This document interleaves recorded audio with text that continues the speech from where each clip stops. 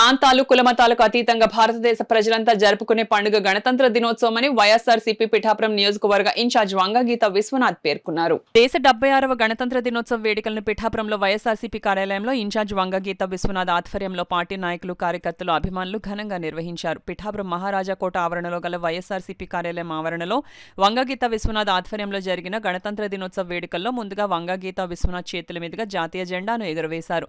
అనంతరం పార్టీ నాయకులకు, కార్యకర్తలకు, విద్యార్థులకు మిఠాయిలు పంచారు. గణతంత్ర దినోత్సవం గురించి వంగగీత విశ్వనాథ్ ప్రసంగించారు.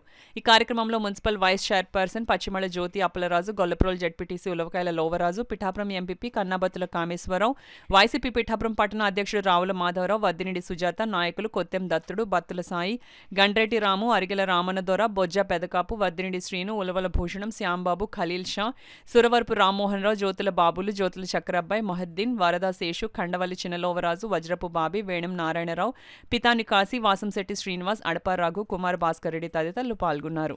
అప్పటికి ఇక్కడున్న సాంప్రదాయాలు, సంస్కృతులు, పేదరికము, అవిద్య అన్ని కూడా దృష్టిలో పెట్టుకొని, అప్పుడుండే సమస్యలన్నింటిలో దృష్టిలో పెట్టుకొని మళ్ళీ 200-300 సంవత్సరాలైనా కూడా ఈ భూమి ఉన్నంత వరకు భారత రాజ్యాంగం భారత ప్రజలకి రక్షణ కల్పించే విధంగా పటిష్టమైన అన్ని దేశాలతో కూడా సంప్రదించి అతిపెద్ద భారత రాజ్యాంగాన్ని తయారు చేసి మనకు అందించడం జరిగింది. ఈ రాజ్యాంగం ద్వారా మన కోసం మనమే మన పరిపాలన చేసుకునే విధంగా ఈ రాజ్యాంగాన్ని, ఇండియన్ కాన్స్టిట్యూషన్ మనకు అందించడం జరిగింది.